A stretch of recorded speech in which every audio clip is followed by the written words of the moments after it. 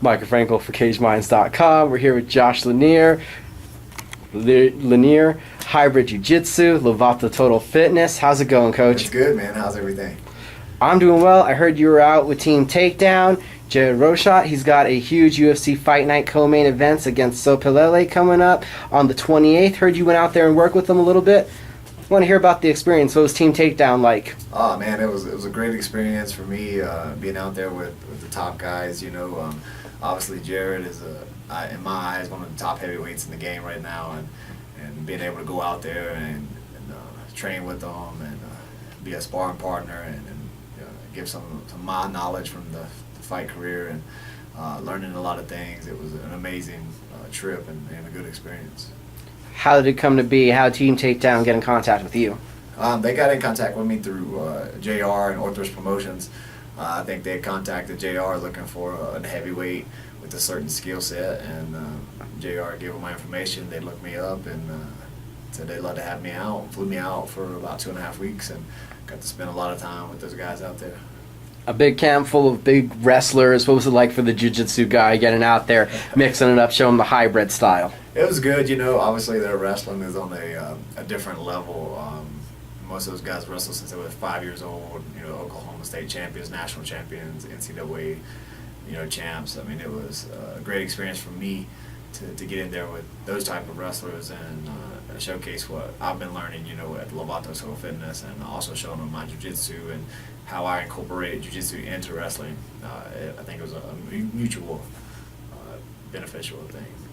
More of a lighter heavyweight, a little faster. What was it like showing those guys a different look, more speed, and like you said, that giant jiu-jitsu increase?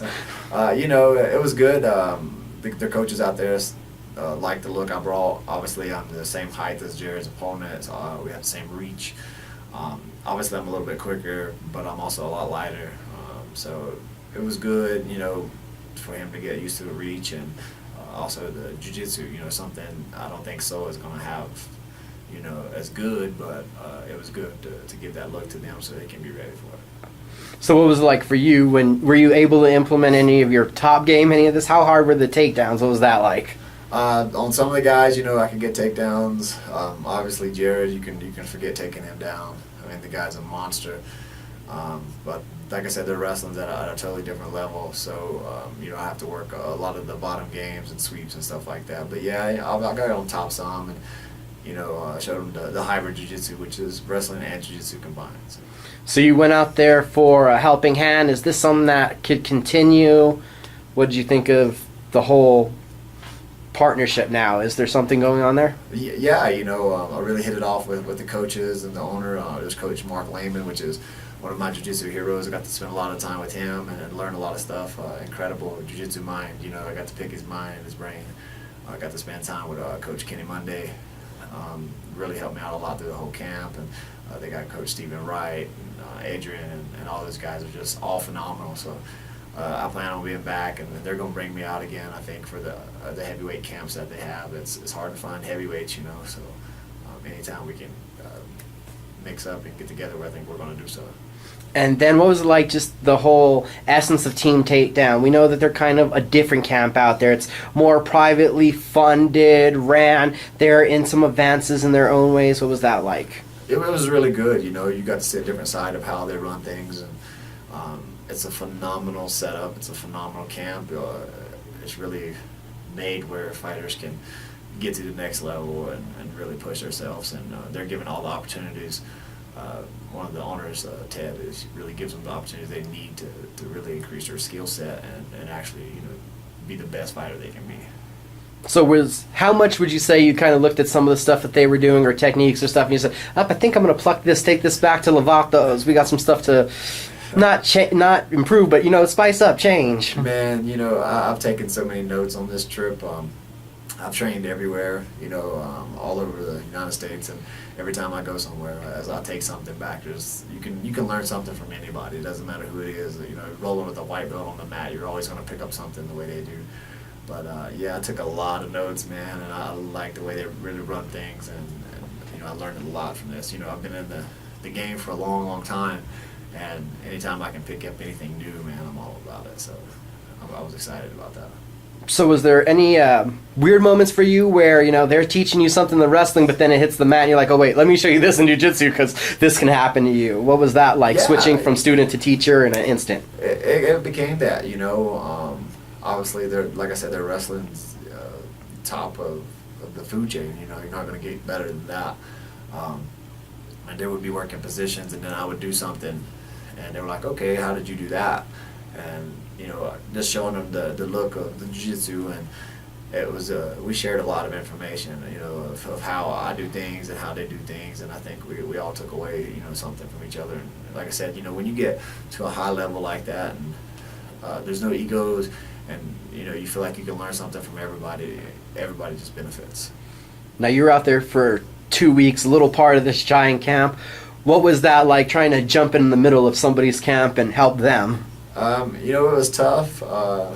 Basically, I was here coaching and getting the guys ready for the Orthros fight we had coming up, and I got the call, and obviously I wasn't in fight shape, you know, so I flew out and, you know, mixed it up with these guys already in fight camp, and I'm already in great shape, and it was hard, you know, I had to dig down deep, you know, but it was a fun experience. It was tough, you know. They run a strict, tough camp, a hard camp, and just to be a part of it, I enjoyed every moment of it, you know.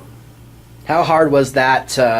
What was the contemplation like when they gave you the offer? You had guys come up in fights. I know you want to be there for your guys, but this was a huge opportunity. What was that internal battle like? It was, you know, a decision I had to make. But the type of coach I am, I don't teach my guys anything new during fight camp. When you're in fight camp, you shouldn't be learning anything new. That's the time you should be fine-tuning what you do know, because you're not going to learn something new in a few weeks and implement it in a fight when the adrenaline's pumping. So everything we had to work, we've already worked earlier. So it was just a matter of fine-tuning and getting the guys in shape. And with Coach Lenny, our assistant coaches, Eric Wong, Little Lenny, all those guys, you know, they can get these guys ready. They have tons of knowledge, so I felt comfortable. Now, going out there rolling around with all those heavyweights, we've seen you bounce around from heavyweight down to middleweight. We know you're never fully retired. You see the smile, the itch, you're going to scratch it.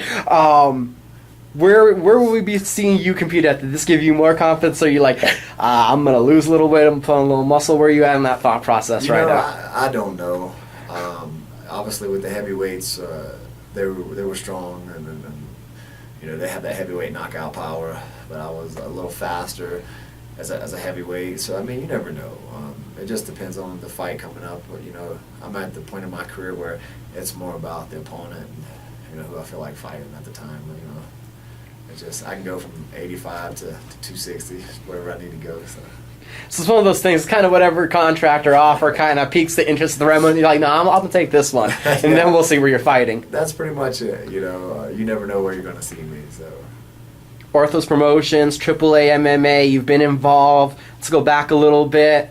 That awesome grappling display we got to see between you and Quinn Mulhern. It was something where I was cage side, and it was one of those things where it made everyone want to stand up and kind of creep a little bit closer to see all the intricacies. Yes. How did you feel about the match and it going over in the MMA cage on that platform? It was good, you know. It was a good experience. I was just wanted to have some fun and bring jiu-jitsu to the light of the MMA community. Obviously, it was pretty technical, and a lot of people said they realized that, you know, they didn't know what was going on, and you know, but I think it brought a lot of attention to the sport, and it was just a fun experience, man. And anytime I can play jiu-jitsu with anybody, I'm all about it. So. Gotta admit, even somebody like me, I watch a lot. It was hard for me to see that you were choking Quinn when you were on the bottom. Sal Mora had to show me a replay to look. They were both choking each other. It was something amazing. So has there been any talks of any more kind of matchups like this taking place? You getting back in competition with the grappling because you love to play jiu-jitsu? Obviously, the jiu-jitsu competitions I'm going to keep doing. I'm not sure what the next one's going to be, but I mean, I'm always going to do those. It's part of who I am. Until you have to roll me out on the mat in my wheelchair, I'll always do those. But it's just, you know, whatever comes up, you know. I just train the guys, get the guys ready. And just teach the kids jiu-jitsu, you know, just whatever happens, happens. You know, I'm not stressing over worrying about a fight or trying to get a fight soon. It's just whatever's whatever, man. Triple A MMA Rockstars was just last week, and you made it back to be in the corner for your guys. Matt Goulet, Russell Wilson, that Lanier hybrid jiu-jitsu, they both scored submission victories. Yeah. Give us your thoughts on how your guys did, how they performed. Well, with Russell, Matt, and Tua, I was very proud of them. They did all a great job. Anybody that steps in the cage, you know, they have to understand the adrenaline's pumping, and we all make mistakes. And there's never a perfect fight. You know, even if it looks like it's on the outside, we still beat ourselves up as fighters. And the guys did great, and I was proud of them. Obviously, we see the things we need to work on. We'll go back. We'll make those adjustments out of camp now, and then get them ready for the next one. But I was very proud of them. They did a great job. Like I said, all three guys really brought it. So I think the crowd was happy, and I was happy. I was going to bring up Tua separately, just to bring up, was the beginning of the fight planned? Did anybody know that? Were you shocked? If for people that haven't seen it, Tua Pleasant ran out of his corner with a flying half knee, half ninja kick at Elias Prochet that had everybody just a oh my god moment. It was that planned? What was your thoughts when you saw that happening? I knew it was coming. I was just waiting for it. Tua is a very intense fighter, and I think that's what he needs, you know, to get out the gate first and just be the aggressor. And I love it, you know. He brought the fight, you know. It gets a crowd. And, you know, first and foremost, we're entertainers. We're obviously in there to win the fight, but first and foremost, we're entertainers. If we're not selling tickets and people don't want to see us fight, then we're not making a living. And Tua, you know, had the crowd on their feet. It took him 3 seconds to get the crowd on their feet and screaming. So I loved it, you know. Obviously, you know, we make some adjustments on the fight plan and stuff, but that was I knew it was coming. I was just waiting for it. So. And then talking about Matt Goulet, how'd you like the way he responded in that third round? 2 tough rounds, and the motivational words spoken in his corner as he said what sent him out there with a new fire lit and scored a submission win in the third round, come from behind. You know, much heart is all you can say. You know, he was getting bested in both rounds. The reach and the striking aspect of it, which is, you know, Matt still new to. And, you know, I just told him in the third round, I was like, you know, you've got to want it. You know, we get out there sometimes and we play it safe, we play it defensive because we don't want to get that knockout, or, you know, it's hard to say what you feel inside the cage that night. But I was like, you know, just basically go out on your shield, man. If you're going to go get knocked out, go and get knocked out, but just don't let him beat you up for another round. And I was like, you know, show me what I know you can do. And he came out that third round and showed everybody, you know, that's what he's great at. Russell Wilson, what does it take to submit him? You know, that's funny, is Russell's, when we roll a lot, and obviously I'm a lot bigger than he is, and I'll put that kid in some of the worst positions ever, you know, just to see how far I can take it with him. And you just can't train that hard, you know. He's not going to tap out. If he taps out, it was the very last thing he had to do. But I mean, he knows how to compose himself. There's times I hold him in triangles and guillotines and make him work out of it. You know, borderline being choked, and you know, he knows how to be comfortable there now. And it showed in the fight. Is he knows how to be comfortable in submissions instead of panicking and you know, getting stressed out and giving up the tap right away. So. And then real quick, want to talk about what it's meant for the gym, having, you know, Triple A MMA Orthos promotions. We've seen you guys really be showcased, Steven Cervantes, Russell Wilson, Matt Goulet, yourself. I'm probably leaving a lot of guys off here because we've seen you guys really fighting in that organization. What has it meant to have that platform for you guys? You know, we love fighting at the Orthos promotions in Triple A. You know, we've kind of picked that to be our main platform. You know, as a gym, you have to find an organization that's a good fit for the gym. There are several great organizations out there, but the opportunities that came up with AAA, we feel real comfortable with them, and we always feel like it's a good matchups, or, you know, never anything unexpected, or some of the things you run into in different organizations. And I've spent, you know, better part of my life, you know, here in Albuquerque, fighting on all these different shows and organizations, and I just like the way things are ran here. So I feel good about giving our amateurs and our beginners a platform to build up on AAA. I think this is the best show for an amateur to get out there and get that experience. Yeah, thank you for the time. Thank you for telling us about an experience, catching up, getting your thoughts about your fighters. Last thing is, anything upcoming for the gym? Any big news from you guys? Not yet. We're just going daily business, getting ready for the next fights. We have some fights coming up. We really can't say anything about right now, but we got some things coming up, trying to get the guys ready for. So.